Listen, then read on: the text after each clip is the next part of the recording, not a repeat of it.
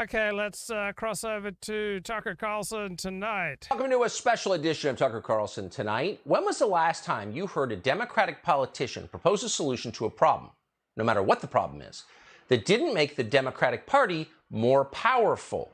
Ponder that for a moment. Let's say, for example, that you really believe global warming was an existential threat to humanity and that rising carbon dioxide levels were causing global warming. What would you do to fix it? Well, you might think back to 10th grade biology class. CO2. Don't trees consume huge amounts of CO2 for photosynthesis? Quick Google check. Why, yes, they do. So how about we plant a whole lot more trees all across the country and across the world? That seems like a natural solution with lots of upsides. Trees are beautiful. It might help fight global warming. Oh, but no. There's a problem with that idea. Planting more trees might help solve climate change, but it definitely will not enrich your donors. Trees are cheap. It's hard to make money from trees. And worse than that, trees are impossible to regulate. Once you plant trees, they grow by themselves. They do not need federal help. Trees definitely will not make you more powerful. So instead, here's an idea. Let's invest trillions of dollars of other people's money in batteries and wind farms and electric school buses. That way, Democratic politicians get fingertip control over the entire U.S. economy and all of their friends get rich. Sounds perfect. Let's go with that idea. That's how Democratic politicians think, every one of them. So it probably should not surprise you that Elizabeth Warren has a brand new plan for rising gas prices. And naturally, it goes without saying, that plan would give Elizabeth Warren a lot more control over you and over the United States. Well, hold on a minute, you may be wondering. Why should Elizabeth Warren have control over anything? Elizabeth Warren isn't very bright. She's never created anything. In fact, she's a proven liar. This is a person who exploited the suffering of American Indians to get a job promotion. The Trail of Tears means I need tenure. Okay. So in every possible way, Elizabeth Warren is mediocre. Yet, and here's the catch, she's also a U.S. Senator, and that means she has power.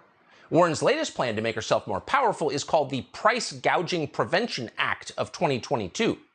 This bill would allow Elizabeth Warren to decide what things cost in the United States. So let's say you're paying $6 a gallon for gas, and you may be.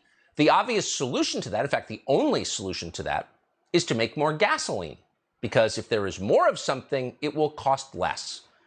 That's not just basic economics, though it is. It's also a law of nature. It never changes. But Elizabeth Warren wants the opposite. She does not want more gas. In fact, she's worked hard to prevent the United States from producing more gasoline. And that's the main reason it's so expensive. What Elizabeth Warren wants instead is control over gasoline and over everything else, and this bill will give it to her. See how this works? And this is why the Biden administration has shut down oil and gas leases in the middle of an energy crisis. And not just that, they're crushing refineries. According to one analysis by Hot Air, quote, 7 American refineries, which formerly processed 806,000 barrels of oil per day, have gone offline. Some simply shut down, while others were being converted to biofuels like ethanol to meet the demands of the environmental lobby. These losses have left the United States with 124 operating oil refineries. That is 10% fewer refineries for gasoline, diesel, and jet fuel than we had in 2016, even as demand has continued to increase. End quote. So you see how this is going. No more oil or gas for you. And that's why you can't afford to fill your tank. Instead, the Biden administration is demanding that states build wind turbines that sound good but unfortunately don't actually work. Last year we went to Texas to see this firsthand. Here's a clip from our documentary on the tragic buffoonery of wind power. With no chance of being approved near Malibu or Greenwich or in the mountains of Aspen, the development invariably happens in poorer parts of the country. The number one place for wind farms is Texas. But the question is, what happens when the turbines stop spinning? We're in the middle of nowhere in Texas. We're trying to find a place just to sleep tonight. Everything is sold out. There's nothing available. It's now expected to be the largest insurance claim event in Texas history. This winter storm totally overwhelmed the power system in Texas. And I can tell you this morning, nearly 4.2 million Texans still have no electricity. Texas has the most wind power capacity in the United States. But the Texas turbines, which are not winterized, iced up during a cold weather event in February of 2021. electricity output collapsed. Texas regulators ordered rolling blackouts Monday as an Arctic blast has frozen wind turbines. There's no water in the hotel. The Texas grid, like the California grid, is becoming increasingly unreliable and difficult to maintain, difficult to keep that power in a steady basis. This 20-year-old turbine is leaking oil.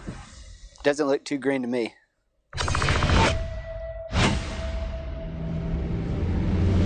So the point of an energy grid is to produce and transmit energy. It has only one purpose, and that purpose is being sabotaged on purpose by the Biden administration and by Wall Street in favor of green energy, in favor of windmills that don't actually work.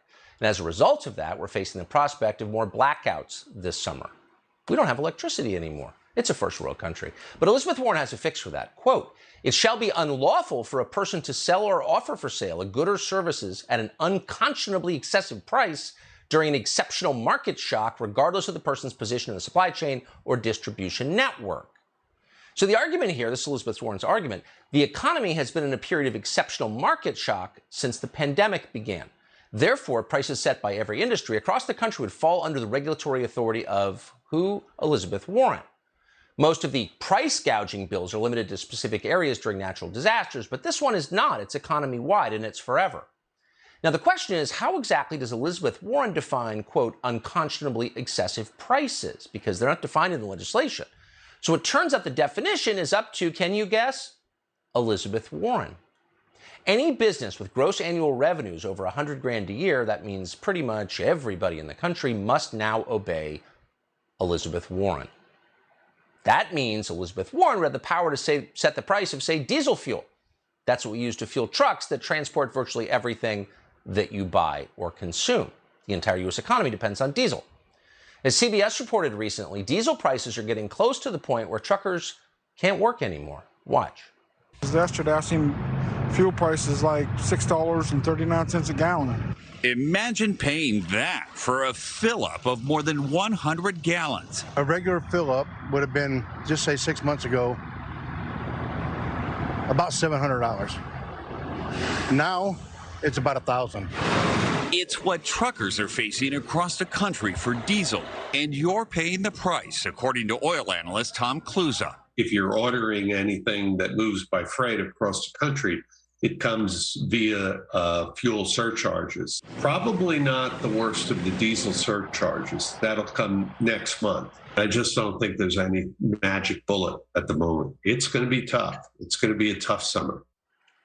So most projections suggest that this, and by this we mean the price of energy, is going to get worse, and that's exactly, of course, what Elizabeth Warren is counting on. Your suffering. She hopes Americans get so desperate that they go to her to set the price of diesel along with everything else that's bought or sold in the United States economy. And when that happens, what happens?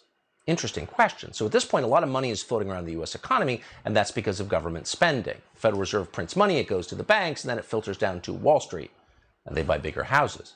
And yet at the same time, supplies of essential goods are very limited. So when you impose price controls in that kind of environment, anyone, bidding wars start, and prices go up even higher. As the economist Alan Cole put it recently, you'll inevitably get a scalper's paradise.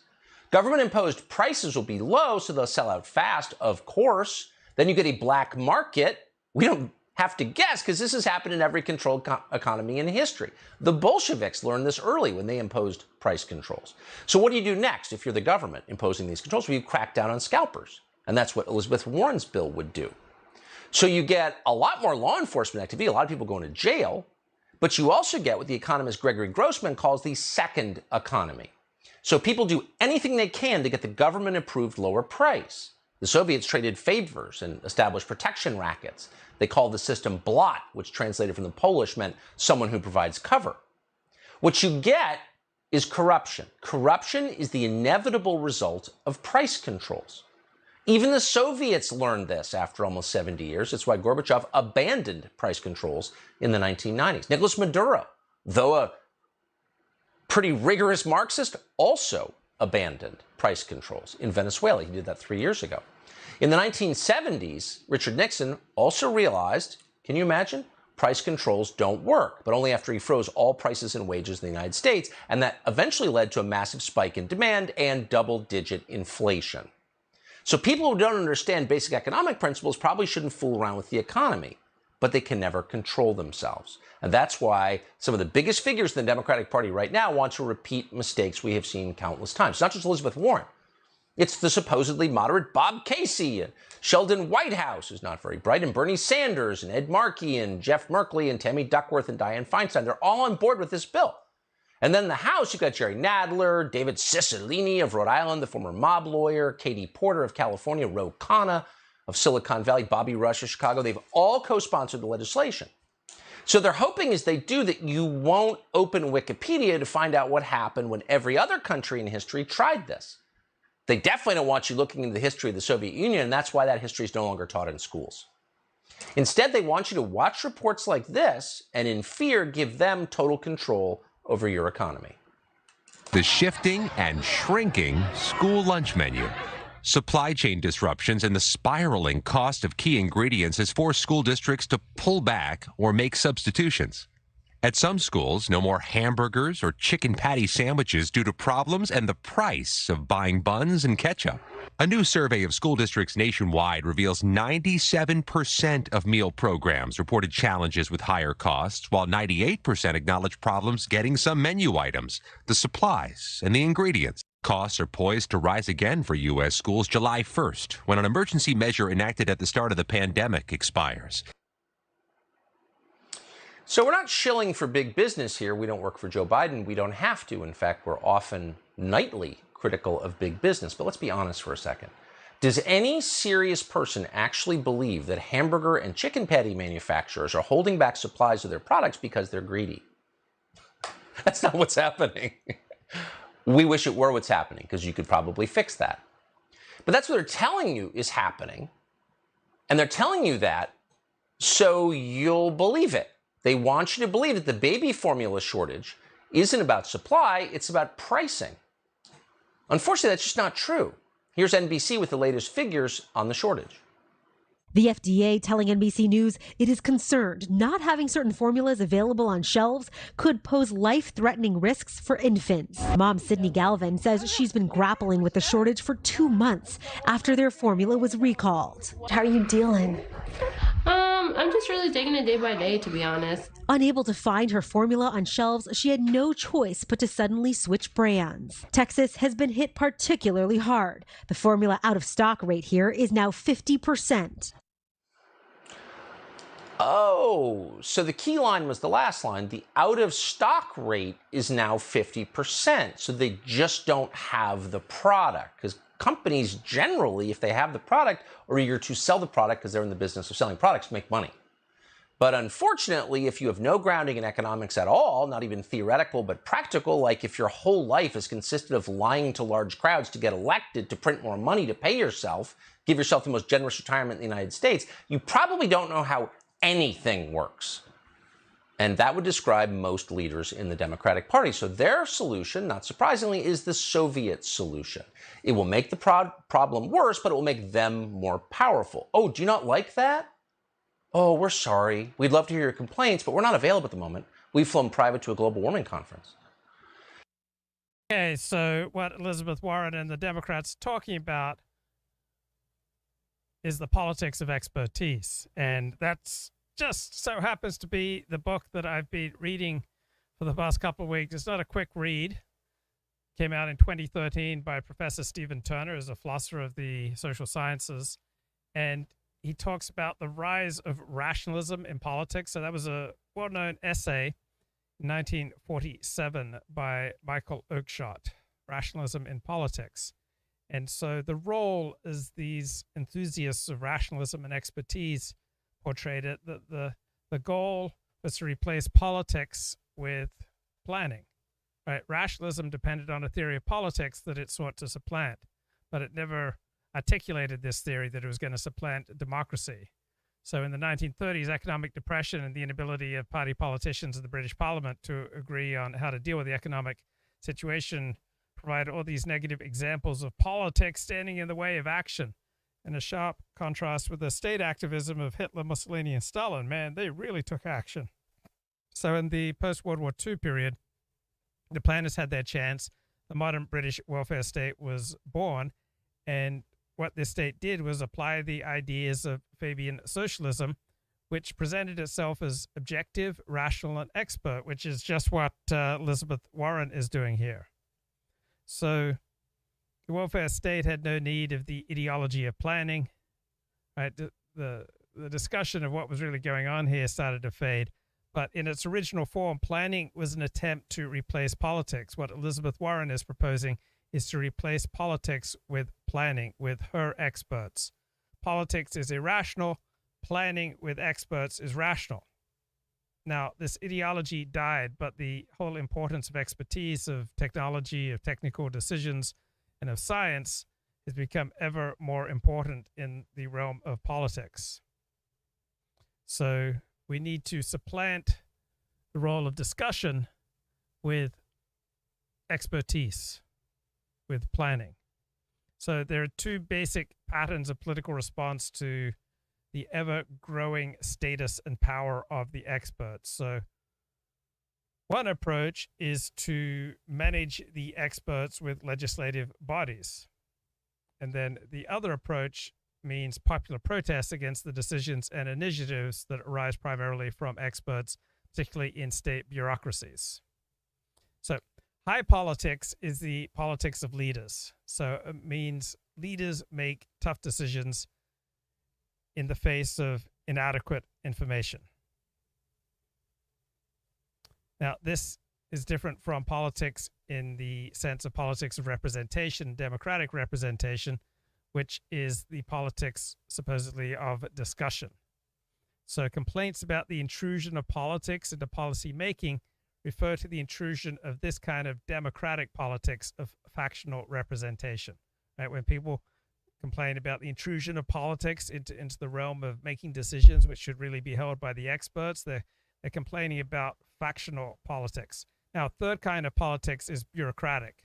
So this is the bureaucratic discretion, usually by unknown state officials who have power, they have their own turf, they serve the interests of some parts of their constituency, they encourage cooperation among stakeholders, they protect themselves from popular protests, political interference, and judicial interference. And then a fourth kind of politics is protest, often by formal or informal non-governmental organizations focused on a single issue or decision.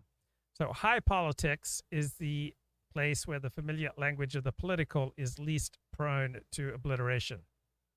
It's a setting that places the particular and most extraordinary demands, however, on knowledge, because leaders will be acting in situations of uncertainty, incomplete information, filled with conflict, and the intentions of their enemies and the reality of the situation are largely unknown.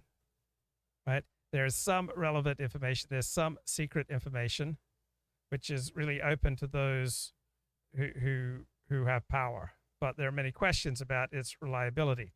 So leaders in high politics must rely on their assessments of what is true and right, who has veracity, competence, and an adequacy of the understanding of the situation. So high politics is about situations of conflict and severe consequences in which the participants have neither the leisure nor the capacity to wait before acting. So you have to make judgments about the quality of the knowledge at hand. So high politics is not just about war and diplomatic strategy, but it's a good place to begin. Now, experts have not generally played a starring role in high politics, nor have they been treated as adversaries because there are interesting exceptions. They are not themselves rivals to power, and they don't possess the means of altering the situation faced by the leader. So to paraphrase Napoleon's famous remark on the Pope, the experts have no battalions. So experts traditionally play an opposite and less dramatic role. So the reliance on experts by politicians is designed to reduce uncertainty and to answer questions about what possibilities are open to adversaries and to the political figure, but they supposedly leave the decision-making to the leaders themselves.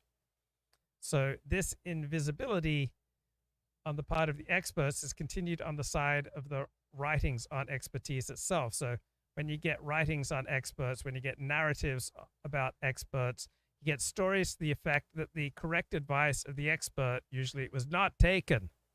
So expert stories are histories usually written by losers, by people who believe that outcomes would have been better if past decisions had been made differently. So we've had a whole lot of books about COVID, generally speaking along the lines of, if only the expert advice was taken, we'd be in a much better position. So these narratives of experts who are far-seeing, experts who are brave, experts who know what's really going on, they tend to be narratives of losers. They're non-triumphalist in character. And they usually are consistent with the pose of expertise that it's merely offering the facts, and it's not engaged in manipulation or any kind of struggle with rivals over power. They just want to tell the truth. So the expert story is usually presented as a struggle to speak truth to power through the fog of politics, through the fog of committees and bureaucratic resistance, and over the voices of expert rivals who are motivated by erroneous views, by hobby horses, by professional jealousy. So writing about high politics is normally writing with the expertise left out, while writing about the effects of expertise on politics is usually writing about failures to be listened to. So the successful influence of expertise on politics, right, those cases where expert opinion actually alters the decision, right, these writings are basically invisible because they are treated as part of the normal activity of politicians seeking to determine the truth before making decisions.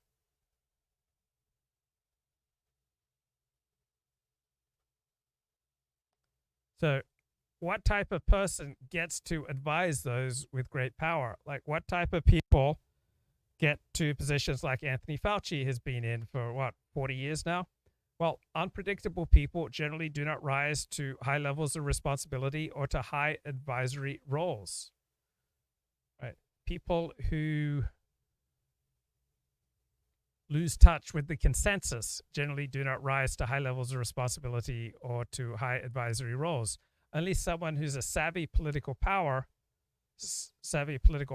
can rise to the position of an Anthony Fauci. So even if Anthony Fauci wasn't there, someone very like him or worse would be in that position. So people who have very strong opinions but don't mend those opinions in the face of like an adverse political response, they don't tend to rise to positions of power. So competing for power usually consists in competing for the power to advise, to define the framework of a decision, and to have control over the sources of expert information presented. So Donald Trump's chiefs of staff frequently wanted to limit what kind of information he was getting. They didn't want him getting information from Breitbart. They wanted him getting information from the New York Times.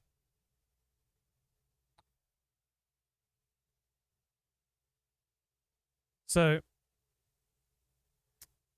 when it came to making a decision about dropping nuclear bombs on Japan during World War II, the people making that decision, they had a very strong concern to justify the huge cost of the Manhattan Project. Right? They anticipated that serious questions would be raised about this huge expenditure if the atomic bombs were not used.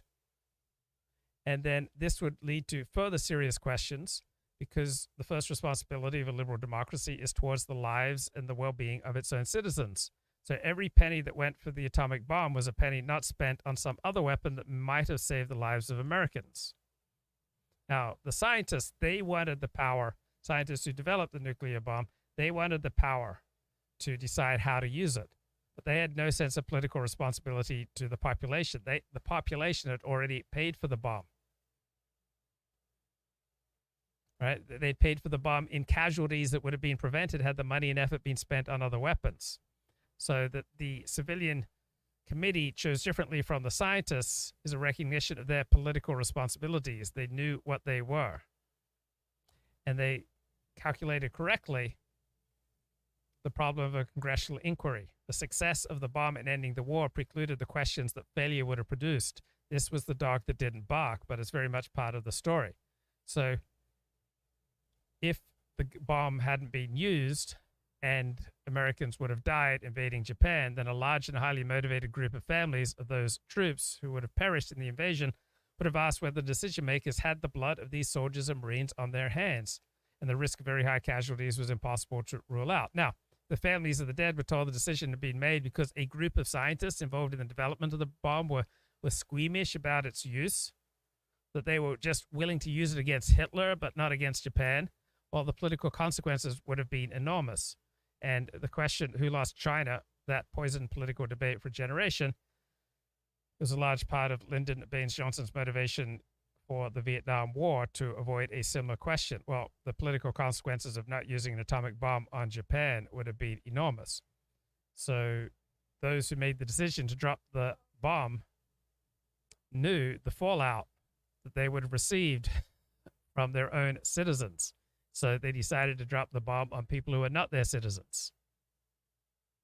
Now, the decision to drop the bomb resulted in the fourth kind of politics, the scientist movement, which includes the creation of a variety of organizations that attempt to influence policy and claim special expertise about atomic matters, or to serve as a forum for discussions of weapons and weapon policy and science policy.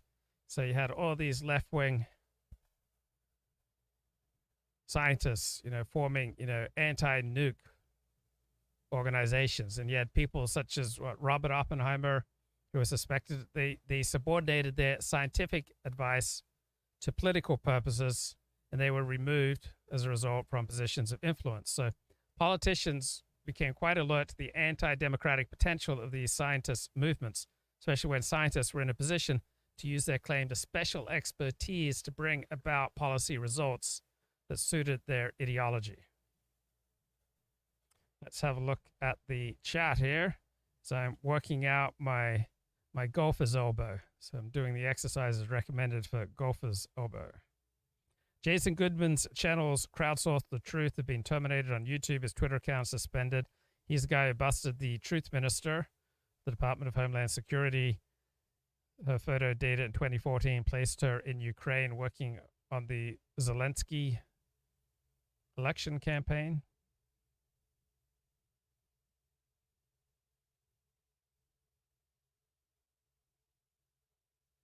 Okay, let's get back to this fascinating Stephen Turner book, The Politics of Expertise. So the politicians sought to assure that scientific claims would get special scrutiny. Right? Scientists claimed expertise. They were expert, yes, in creating the atomic bomb, not so expert in whether or not to use it. Right? There's nothing about being a scientist that gives you expertise about whether or not to drop a bomb.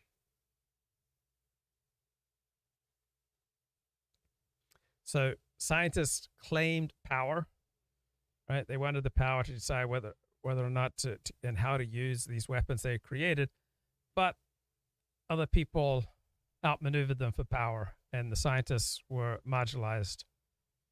And many Navy officers were sent for training in nuclear physics, and the scientist movement just petered out. Now, according to the conventional wisdom of international relations thinkers today, the scientists were wrong on every important count. Right? The possession of even a small number of nuclear weapons by a country proves to be a successful deterrent, not only to nuclear war as such, but to any kind of warfare between states with nuclear weapons. So Russia would not have invaded Ukraine if Ukraine still had nuclear weapons. So the results of nuclear weaponry have been unambiguously pacific. They produced about a 70-year peace among the major powers that stands in sharp contrast to the first 45 nuclear-free years of the 20th century, which great power conflict was the norm. So nuclear weapons and the threat of deterrence, right, backed by force rather than threats, has given us peace in our time among the major powers.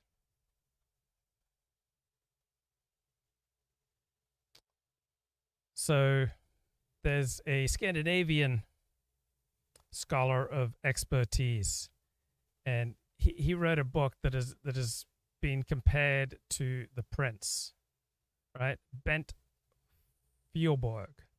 He published a book in 1994, a study of a city planning effort in the Danish regional center of Aalborg. Right? The book's been praised as the equivalent to the writings of Machiavelli, its depictions of contemporary politics. But the book is mainly interesting as an example of a particular kind of expert politics, because he is all on board with rational planning, very opposed to the Chamber of Commerce and the people getting to have a voice in how the town plans. So he begins with a series of Nietzschean aphorisms. No, he concludes his book with these Nietzschean aphorisms. Power defines reality. Rationality is context dependent. The context of rationality is power. Power blurs the dividing line between rationality and rationalization. Rationalization, presented as rationality, is a principal strategy in the exercise of power. The greater the power, the less the rationality. Stable power relations are more typical of politics, administration, and planning than antagonistic confrontation. Power relations are constantly being produced, reproduced. Rationality of power has deeper historical roots than the power of rationality. In open confrontation, rationality yields to power. Rationality-power relations more characteristic of a stable power relation than of confrontations, and the power of rationality is embedded in stable power relations rather than in confrontation. So these are all maxims about the weakness of rationality in the face of power. So for Bent Fjellberg, this weakness is a threat to democracy that can only become by more expertise power in public decision-making. So Bent Fjellberg identifies reason with the collective reason or the social reason represented by the town planners, and private reason, the reason of the merchants, with unreason. So when the bureaucrats fail to live up to the high calling of rationality, that's sad, but the merchants, they're just greedy knaves. So is there a better way to make decision than through politics? Right? Maybe we need a new form of consultation with advisory committees and tribunals through which the ordinary person can let us know where the planned shoe pinches. Right? So in these tribunals, of course, the bureaucrats hold all the cards. They have the expertise. They take the advice. They deem it rational to take. So whether the ideology behind the bureaucrats is the elaborated one of planning or just the ordinary retail rationalism of expertise. So ordinary representative politics is not sufficiently expert to produce or even intelligently supervise planning. So why did the dog, in the case of the elected representatives, not bark? Wouldn't have been made more sense if this town plan had been contested politically from the outset. Why didn't the real politicians ensure this happened? Wouldn't this have been a real political participation? Well, these are all American questions, right? It assumes that the normal place for making decisions of town planning is in elected bodies, not in bureaucracies. And the differences point to deep differences in the way that European politics work.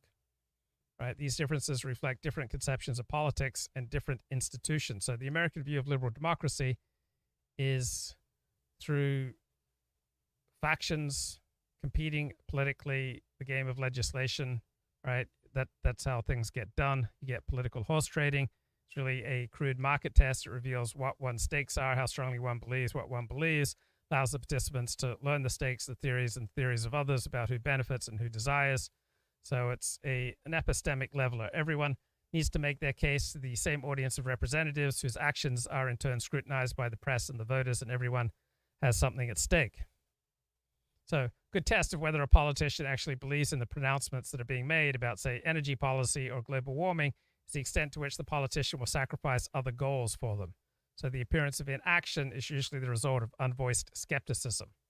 So thus what the epistemic market decides as it operates in the context of horse trading and representative democracy will usually be at variance with the pronouncements both of experts and of political representatives. Now, Europeans tend to be appalled by this process because they like the idea of rational planning, turning more and more power over to bureaucrats and experts, because bureaucracies in Europe are simply an extension of royal monarchical power.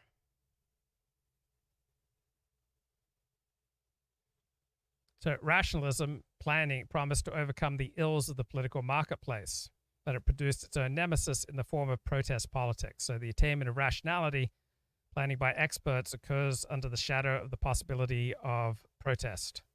These popular manifestations of hostility, which are frequently seen as irrational, they usually involve suspicion, negation, and a kind of political irresponsibility available only to those who know that the consequences of their actions are only indirectly related to what policy will be implemented. So to protest is not to choose to accept the consequences of a choice, but to protest the choice. So these are the moral pleasures of political impotence. So the long history of these pleasures on the left and the right, and the fear that those who indulge them will actually one day have power, defines this type of protest politics. The rationalist dream, the planning dream, the expert's dream has always been to abolish politics in favor of expertise. But the result of this has been the birth of a new politics. Now, let's take monetary policy. So in most countries, this is delegated to specialists who are supposedly neutral. These are the governors of reserve banks. They're selected because of their expertise, but the tasks that they perform are not scientific economic tasks. Right? They may well act on the basis of economic principles, but their task is still essentially a political one. It's one granted because the task cannot be trusted to the ordinary legislative representative politics, same as with judges. So bureaucracies are similarly forms of delegation. They are forms that have traditionally been a very poor fit with democracy because of their historic origins as delegations of royal powers and as an executive extension of the monarch. So in the US, people have many negative experiences with bureaucracies, with the federal government, local government, federal agencies, which they tend to perceive as arrogant, irrational, punitive, and self-serving. So just like different countries produce very different forms of pornography, different countries produce very different forms of emotions with regard to bureaucrats. So if people perceive the government as arrogant, irrational, punitive, and self-serving, they're not going to regard the scientists employed by the government any differently. Now, there's very different expert distrust in European countries, which reflects the distinctive experiences of citizens in those countries with their own civil service bureaucrats, politicians, and regulators. So in Britain, you've got a special civil service dominated by generalists. In Germany, you've got a bureaucracy dominated by secrecy and hidden discretion. So each bureaucratic form creates its own distinctive suspicions. So in the US, the suspicion government agencies are attempting to make work for themselves tends to undermine their credibility. Also, the fact that people experience the arbitrariness of government bureaucrats enforcing unintelligible regulations in an irrational way. Now, ordinary citizens don't grasp the finer details of how bureaucracies work, but they get a general impression about the variety and motivation of bureaucrats, and they act accordingly. So this holds true in continental, meaning European and British contexts, even though the distribution of power is quite different, and the forms that that distrust then takes is also quite different. So we can look at the responses of the public as rational responses to the kind of information that they acquire in ordinary contexts about these institutions and the designated experts. So we see a learning process by which citizens change their views of the utterances of bureaucrats. So what we're looking at here in Europe is traditionally been, bureaucrats have been the delegation from the monarch. And military powers are kind of the paradigm of this. The kings were warriors like their vassals. And in the late 19th, early 20th century, Bismarck, the leader of Germany, could tell Moltke, his military head, that the king has a great military mind, you. Right? So the idea that the king was a supreme legal authority died slowly, carried on in legal theory as a fiction that law represented the will of the sovereign. As in the case of the science, the illusion could not survive the first moments of the scientific revolution that the king was the greatest of scientists was always seen as absurd.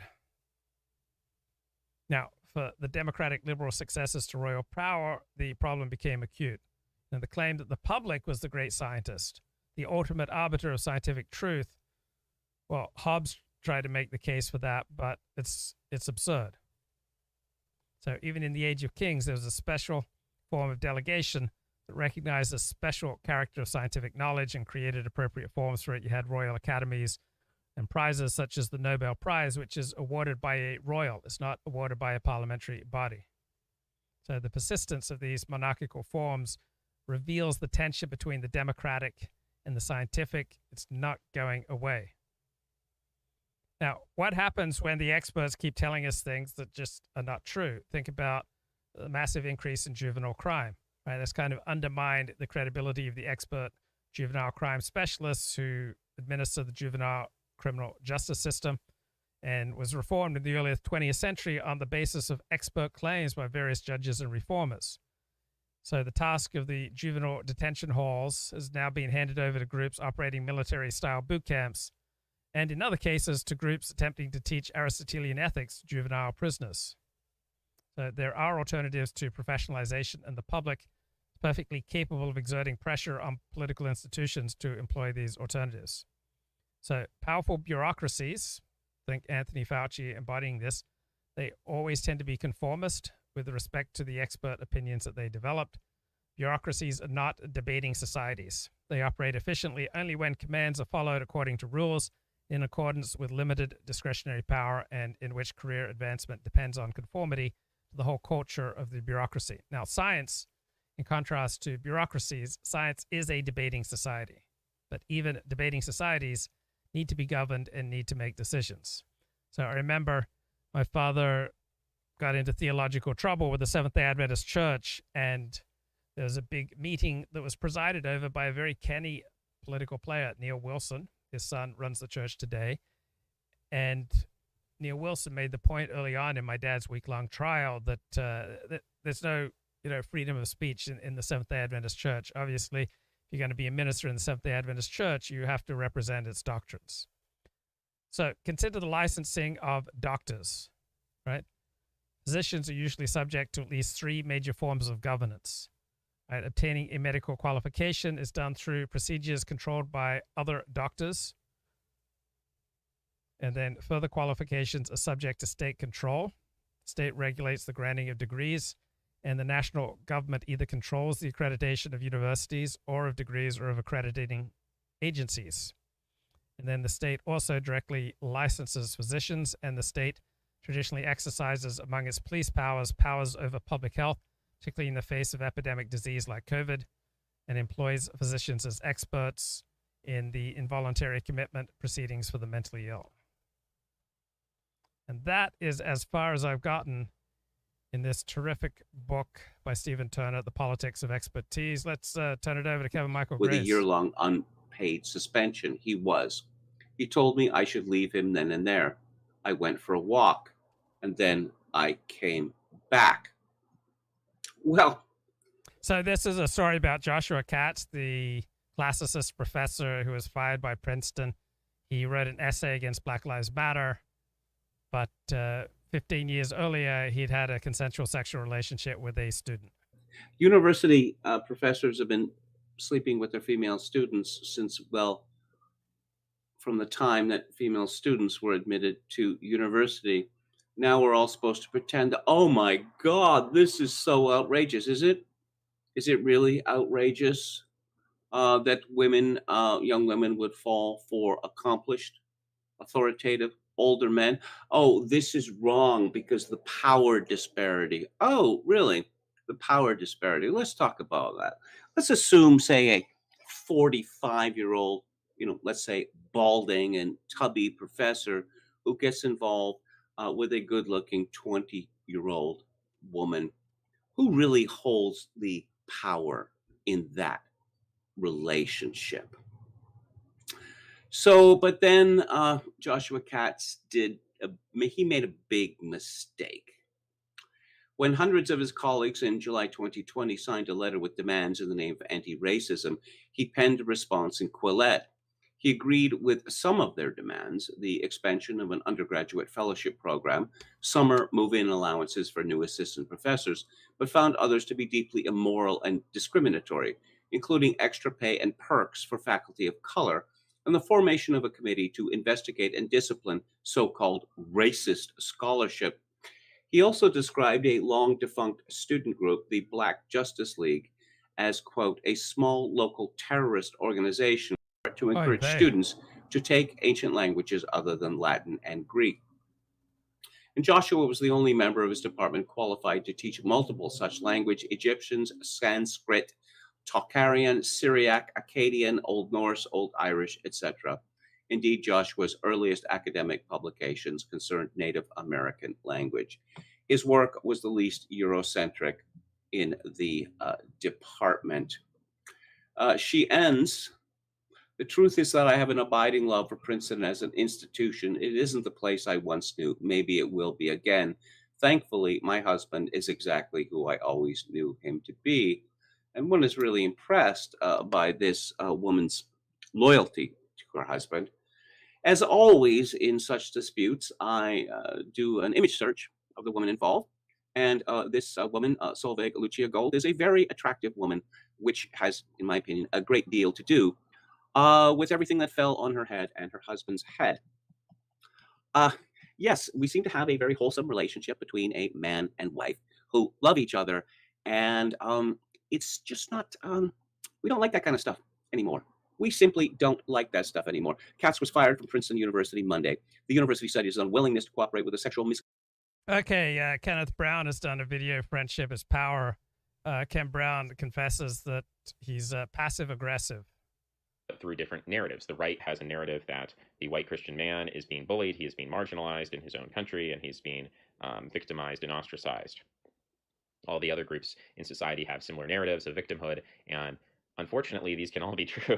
These are not actually mutually exclusive, even though they might believe they are. But multiple groups can be marginalized at the same time, and in fact, groups can marginalize each other. That's simply conflict. But there is no winner.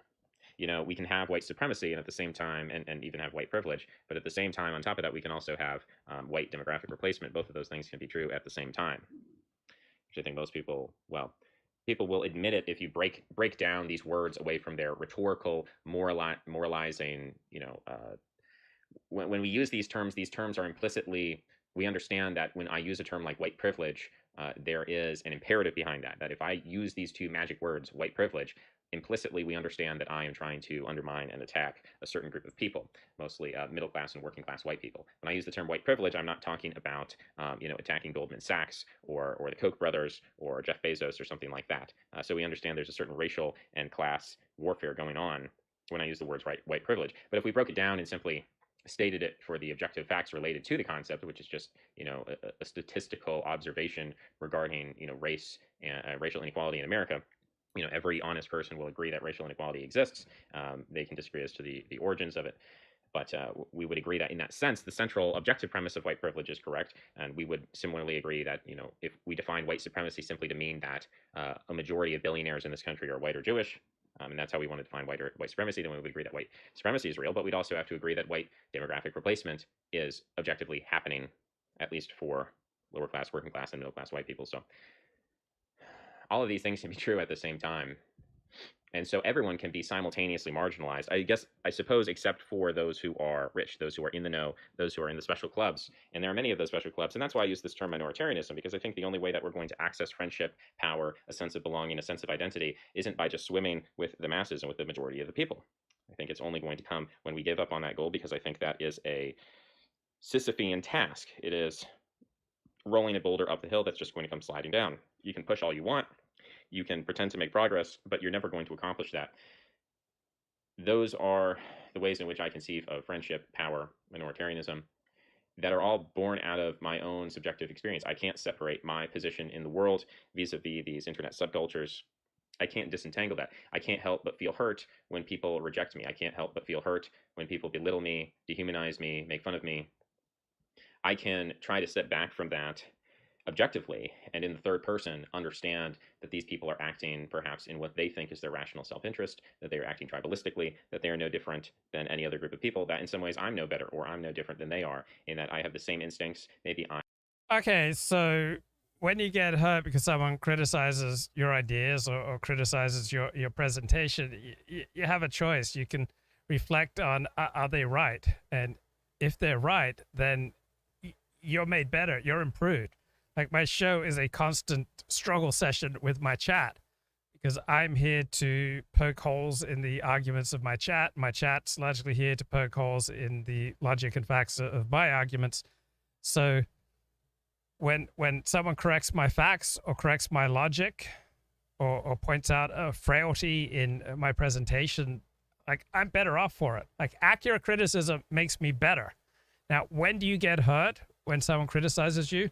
When it amplifies an insecurity that you already have. When it brings to the forefront of your consciousness things that you don't want to think about, right? So let's say there's some delusion that I'm walking through life with, that it's A-okay for me to be a 55-year-old man who turns 56 tomorrow, and I'm not married and I don't have children. All right, that's a delusion. As an Orthodox Jew, that's definitely not the way to live a life. And so if there are like periodic reminders that, hey, I'm living a life that's not really a good fit for Orthodox Judaism, and it's not really a good way to go through life as a bachelor, it tends to promote selfishness, then I'm having delusions challenged and removed. So I think all of us go through life with all sorts of delusions, but the more we interact with other people, the more those delusions will tend to be removed if we listen to what other people have to say. Now, someone takes you down a few notches, or someone points out some really serious problems with your thinking or your presentation of your ideas, then it'd be normal, natural, and healthy to feel down about that for a few hours, even a day or two. But if you're still hurt about it a week, 2 weeks, 3 weeks later, when someone's simply critiquing the logic or the facts of what you're saying, or making an observation about you, then that's only going to happen if they're amplifying some doubts that you have inside, some doubts about yourself that you don't want to face, right? If someone is bringing up reality and reality is painful, they're doing you a huge favor. Now, people can do that nicely or they can do it grossly, all right? But anyone who brings along a dose of reality, someone who corrects errors in your facts or your logic, all right? Someone who removes some of your delusions, someone who amplifies your hidden doubts so that it's less easy for you to live with all these delusions, they're doing you a big favor. So the book of Proverbs says, never reprove a fool, for he will hate you, but when you reprove the wise man, he will love you for it. So do you want to be a fool or do you want to be wise? I'm exercising them more conscientiously, but nonetheless, they're there and they can be activated. And not to say that we are all blank slates, but that if I grew up in a cult or some kind of, something other than secular liberalism, right? If I grew up in a very strong church setting, then I would look at people outside the church through this tribalistic lens, perhaps. I don't think I'm beyond that or above that. And so I try not to morally condemn people, even as they attack me and project demonism onto me. This. I don't know. Who projects demonism onto Kenneth Brown? That just seems absurd to me. Is it possible for someone to disagree with Kenneth and that's not an attack? Is it possible to point out, say, an error in his logic without going on the attack? I know I have one friend who I've said, look, you should grow up and do things for yourself instead of asking other people constantly to do things for you that you are perfectly capable of doing on your own. So I say this to a man in his 40s, and he takes it as a tremendous hostile attack. So is there a way that you can tell someone to grow up without it being some kind of hostile attack? Is that possible? Or is it just inherently whenever anyone tells you to grow up, well, you're mounting a hostile attack? Like I'm not just like an animal, right? The way that people describe me within this dynamic, I'm not like a dog, I'm not like a rat, but I am like Satan himself. I am clever, I'm manipulative, I'm narcissistic and prideful. I have all the 7 deadly. Who on earth would regard Kenneth Brown as satanic and just so particularly clever and manipulative? That's absurd. Sins, and I am just scheming to destroy Western civilization and the white race and so on. Why do you attract that? I'll tell you why you attract that. Because you wouldn't get any views if you're just making videos on what you profess to be deeply interested in, metaphysics and right and wrong, right? If that was the overwhelming focus of your channel, you wouldn't get any views. So you roll around in the dirt and make some pretty funny, sometimes some pretty trenchant, sometimes some wise critiques of the dissident right. And that's where you get your viewership. Now, there's a downside to doing that, right? You attract a lot of unsavory characters because it's primarily marginalized people who are attracted to marginalized movements. So you wouldn't have these problems, Kenneth, if you solely did videos on metaphysics and ethics. On the other hand, you would have to deal with having an audience that's about 1% of the size of your current audience. So choose, man. You chose this. You choose to roll around in the sewer of the alt-right, and don't criticize you for it. But that comes with a price. I have done the same thing. That comes with a price. You meet and encounter a lot of unsavory people when you do that. And yeah, there's a part of me that instinctively is hurt. And then from that hurt and from that sense of loss, I can be sad or I can be angry. There's another part of me that tries to understand it objectively. There's another part that wishes I could rise above the emotional reaction, which I think, again, is natural. And I could say I'm holding myself to too high of a standard, but I'd like to be able to just, not even see it, to not even recognize it, to not even register it. You'll never get to that point, nor is that point desirable. If you get to a point where the words and comments and criticisms of other people have no effect on you whatsoever, then you become a sociopath. I mean, you've checked out. So the nature of reality is to encounter people with very different rules about how the world works than you have. And when you share ideas and share stories and share yourself and share your soul online, then people are going to take bits of your soul and they're going to attack you and they're going to criticize you. And it'd be weird if you had no reaction to it.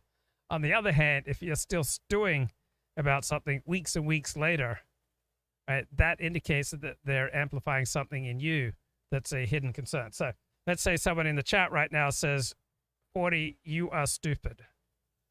All right, that would momentarily knock me back. It's like, why on earth would, let's say, a regular in the chat, someone who's watched dozens of hours of the show, comes into the chat and says, 40, you are stupid. That would momentarily knock me back. Let's say Laponius came in, or Half Galician came in, or Elliot Blatt came in, or Ricardo came in and said, 40, you're a moron.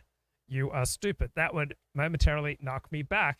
It would have no lasting effect because I know it's not true. To the extent that it had any effect, if they were meaning it literally, that something was going on with them that caused them to lash out. Now, on the other hand, there are things that I'm insecure about.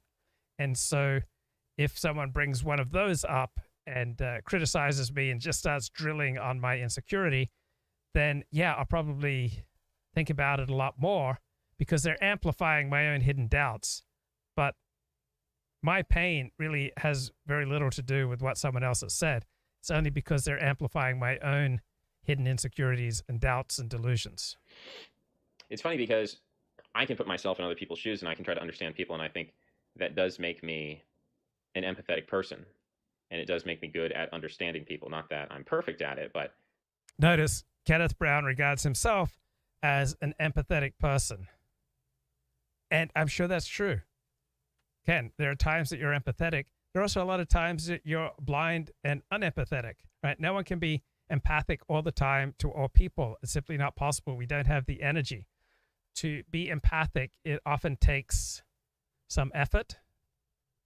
It requires some cognitive power, and cognitive power is often very tiring. So we all have limited amounts of empathy.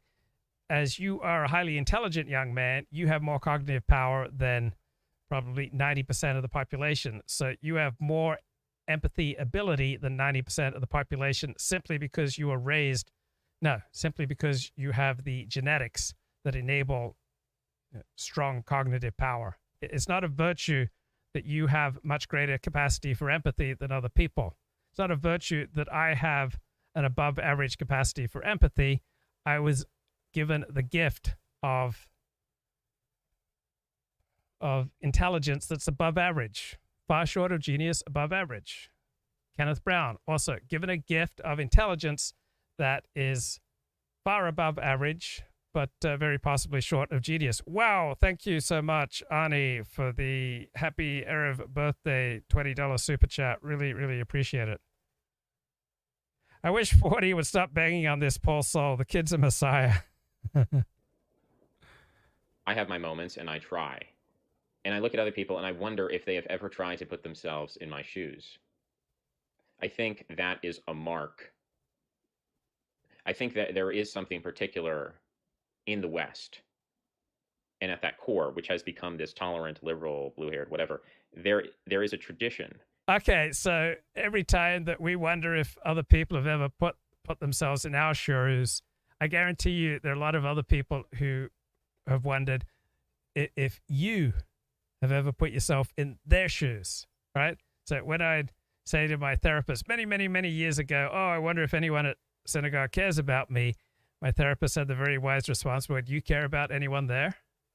So if Ken here has a complaint that that none of his critics seem to show any empathy for him, while he is just pumping out the empathy, and he doesn't understand why other people can't give to him what he gives to them. Well, people don't pay us back exactly, and people don't pay us back in just the same way that we give to them, right? One person will cook a meal, and another person will give you a ride, another person will help fix your car. Different people have different gifts. Maybe you can say it comes from Platonism or something deeper. But there is this idea and there is this tradition of the universal cosmopolitan individual who can imagine himself anywhere at any time as anyone. This ability to craft stories and narratives, to put yourself inside the mind of a particular character. The literary tradition, even the oral storytelling tradition. Okay, I ought to go to the subject topic. I just read this week. I subscribe to Apple News Plus for $10 a month. They give me selections from hundreds of different newspapers, get behind the paywall, and hundreds of different magazines. And my sister is FaceTiming me, but I'm doing a live show. So here, I'll accept it briefly. Hey, big sister, how are you? Happy birthday to you too. So I'm just doing my show. So will you be around in 20 minutes? Okay, I'll contact you in about 20. Thank you so much. Thanks. Bye. Okay. And talk to my sister in 20 minutes. Okay. So here's a terrific article I read on The Atlantic. How to fix Twitter and all of social media. The online debate pretends that we must choose between absolute freedom and centralized control. Let's try something else. I love this. All right. How do you like this vision? Here's a third option, that we get to form groups through free association and then only post through those groups with the group's imprimatur. All right. I like that because we're essentially born into tribes. We're born into extended families. And when you belong to a group, you have to behave more responsibly, right? Because everyone else is going to share in the good and bad consequences of the things that you're doing. So it enhances everyone behaving more responsibly. So maybe your group would be in the low hundreds, or maybe it'd be 24 people, but let's try it out. So each group would be self-governing. Some will have a process in place for reviewing items before they are posted. Others will let members post as they see fit. Some groups will have strict membership requirements. Others might have looser standards. So people will build these institutions and they will deal with the trade-offs, but people will get to do this on their own terms. Now, if a bunch of horrible people decide to form a group, their collective speech will be as bad as their individual speech before, but they will be received in a better social cognitive environment, right? Nazi magazines existed before the internet, but they were labeled as such, and then therefore they were not confused. So we perceive the world through social cues. We rely on people around us to help detect a danger and to steer our attention. So we've got an extreme number of people who can post things now that can just overwhelm our ability to understand the context for the speech that floods around us. So when horrible speech just comes at us in a flood, the world feels horrible. But what if our online experiences come in the form of branded sources? What if our online experiences can come in the form of recognizable groups formed through free association? Then we can compartmentalize what we want to see. Right? Groups will restructure the experience of online society so that it is a closer match to the cognitive abilities of individuals. This will encourage better posting because when individuals post online, they are motivated to seek attention or to seek relevance, but that requires constant posting, and the more incendiary your post, the more attention you'll often get for it.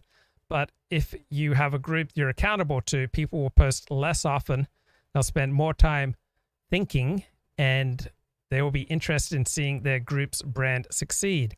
When someone in the group starts getting cranky or weird, other members of the group will have a motivation to speak up. Right? We all act like jerks online every now and again. But if you're in a group, our fellow members will pay a price for our bad behavior. So you'll have friends bugging you about how you're acting. Right? It's probably the least annoying and least coercive plan for making online society less malicious. If you two get annoyed, you can leave that group and you can join another one. Or you can learn to self-regulate and self-moderate to stick with a highly regarded brand. And groups would be incentivized to make sure that their members are real, and they would purge bots because the benefits of membership would be shared by all who joined. So there would be rewards for joining, and there would be responsibilities for joining. But each group will get to sort things out on their own terms. Right? Whatever the reward, it will be distributed among the members. Now, many people don't want to join groups, but I think this is a great solution. Tech culture has created a wild west of real and simulated individuals. But what if we rearrange platforms such as Twitter into small self-governing groups leading to something better? Stories of the gods, the myth makers, the priest class. There's something unique here. And I feel that I have this ability to an extent to put myself in other people's shoes, to see things as they see things. Not that I always express it outwardly to everybody all the time, but... Okay, let's get to something that's important here. You may not realize this, but I have the perfect approach to COVID. And if you are one little bit more restrictive in your approach to COVID than I am, then you're a drone, you're a weakling, you're scared to live life, you've surrendered your humanity, you're just sheep, you just do what the experts say, you don't think for yourself. Now, if you take one less precaution than I do with regard to COVID, you are recklessly slaughtering other people in your carelessness. You're a mass murderer. Either way, I'm better than you. So I was just reading an article in The Atlantic. You're going to get COVID again and again and again. Now, the danger may mount each time. It may fade away. Eventually it will fade away. But we're 2.5 years into this pandemic. Another article from The Atlantic. And it looks like COVID is around to stay. And there are two knee-jerk responses to this, I think, that are wrong. One is to lead a highly restricted life. You're a person of normal health, say under 60 years of age, but you severely restrict yourself to try to reduce your chances of getting infected. That seems like an overreaction. On the other hand, you can say, oh, because you're going to get COVID again and again and again, I'm just going to forget about all precautions. And so how about a middle road? I mean, we have to think probabilistically. And I think, believe it or not, the CDC has really come up with a great idea. So the CDC has announced plans to send every U.S. household a pamphlet on Bayesian statistics and probabilistic thinking. I mean, this is really going to help people out. This is just what we need, right? So stressing that the effort represented the best chance of ensuring Americans make responsible choices around the pandemic, the Centers for Disease Control and Prevention announced Thursday planned to send every U.S. household a pamphlet on probabilistic thinking and decision-making. What we're hoping to do is give every American a quick refresher on how to use statistical analysis to assess their priors and make Bayesian inferences, thereby ensuring they overcome their innate psychological biases. Simple stuff, but important nonetheless, says CDC Director Rochelle Walensky. She estimated the pamphlet's lessons on the baseline fallacy alone would save far more lives than mask wearing, hand washing, and the COVID-19 vaccine combined. Right? So people just need to learn to use, Bayesian inferences. Right? Obviously, most everyone in the nation has already at least skimmed the seminal studies of psychologist Daniel Kahneman on the fallibility of human thinking. So the pamphlet will skip over some of the basic stuff like the availability heuristic and head straight to prospect theory. Hopefully, none of this feels too patronizing. Walensky added that if Americans took away one easy lesson from the pamphlet, she hoped it would be P parenthesis H backslash E N parenthesis equals P parenthesis P new parenthesis E half division sign over H N parenthesis what's that? The dot over the asterisk P parenthesis H N parenthesis second N parenthesis division sign over P parenthesis E N parenthesis period. So I love this. What a great article from The Onion. CDC announces plan to send every U.S. household a pamphlet on probabilistic thinking. Okay, so we're going to get COVID over and over and over again. And there was one scientist, James Hamlin, said this in February 2020, you're going to get the coronavirus. And now most Americans have. And you're not just likely to get the coronavirus, you're likely to get it again and again and again. And we've got one doctor here who says, I know several individuals have had COVID in almost every single wave. So even a more sluggish rate of transmission will lead to a lot of comeback cases. So barring some intervention that really changes the landscape, we will all get COVID multiple times in our life. Right? This would be akin to what we experienced with flu viruses, which scientists estimate hit us about every 2 to 5 years, less often in adulthood. It's going to match the documented cadence of the 4 other coronaviruses that seasonally trouble us and cause common colds. So the colds, flus, and stomach bugs routinely reinfect hasn't exactly shredded our social fabric. For most of us, this is just an inconvenience. So maybe COVID will just become the 5th cold-causing coronavirus, or maybe not, because the COVID virus is capable of tangling into just about every tissue in the body, can affect organs such as the heart, brain, liver, kidneys, gut. It's already claimed the lives of millions. It's saddled countless others with symptoms that linger for months or years. So many experts think that the typical COVID infection is likely to get less dangerous as population immunity builds and broadens, but less dangerous could still be terrible. It's not clear where we're heading. Right? When it comes to reinfection, we just don't know very much. So every infection and every subsequent reinfection with COVID remains a toss of the dice. It's a gamble. So vaccination and infection-induced immunity may load the dice against landing on severe disease, but that danger will never go away completely. Scientists don't yet know what happens to people who contract mild COVID over and over again. So bouts of illness may well be tempered over time, but multiple exposures could still re-up some of the same risks as before, or even synergize to exact a cumulative toll. So will reinfection be really bad or not a big deal? Right? You can fall down at either side. There's still a lot of gray.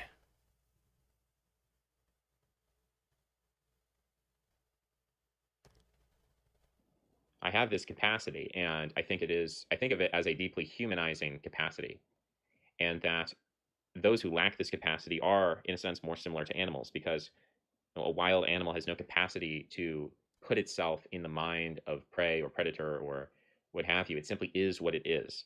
It does not question its own identity. It does not examine itself in the third person. It has no reflexivity. It has no consciousness. It has no conscientiousness. It has no sympathy or empathy. It simply is what it is. It does what it does.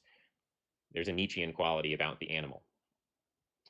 But that reflexivity, that ability to imagine oneself as someone else, it could be dangerous. It could be toxic. It could be, we could call it pathologically altruistic. I mean, there are various arguments that could be made. I disagree with them, but I think there is a limit to this. I think there is a harm and there is a cost to putting yourself in other people's shoes. I do this a lot. I put myself in other people's shoes. I give them the benefit of the doubt. I say they are well-intentioned but ill-advised. I say, everyone just needs to be given a chance. Everyone needs, maybe I could just present an argument in a certain way. Maybe I could seduce them into acting in their own interests because I've walked in their shoes, or I've imagined what that would be like, and I know what's best for them, and I want to show them the way. And even when I'm fairly confident, and you could say this is a very arrogant and presumptuous way to look at people. But I mean, everyone's looked at a child doing something silly or stupid or not in self-interest. Like let's say, a child is throwing a temper tantrum, and you look at the child and you can say, like, look, if you could just chill for a second, it would probably be more effective to get what you want than having a temper tantrum. So we've all had moments where we can look at another human being who's maybe less mature, less experienced, less grown, and say, I know what's better for you. I actually do understand that if you listen to me, then things would be better for you. But sometimes people don't want to listen. They just want to engage in more cries for help. Yeah, why won't you guys listen to the wise man, Kenneth Brown? It's really bothering me. Oh, no.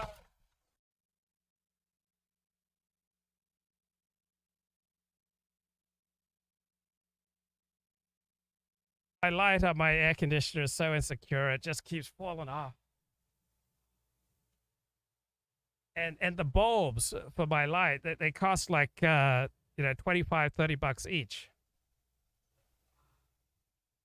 Let me just line that up. I gotta line it up just perfectly, or when the air conditioner's going, it just falls right off, and then it knocks all my supplements all over the floor, which seems very disrespectful. Now, I'm trying to cut down on my supplements, but I figure like the prudent thing to do is just like consume all the supplements that I bought before I experienced the power of grass-fed beef organ capsules. So I'm just like going through my reserves, just like whittling down my reserves. So it's been a year experiencing the miracles of beef organ capsules, but what the heck? What did I do with my, where's my,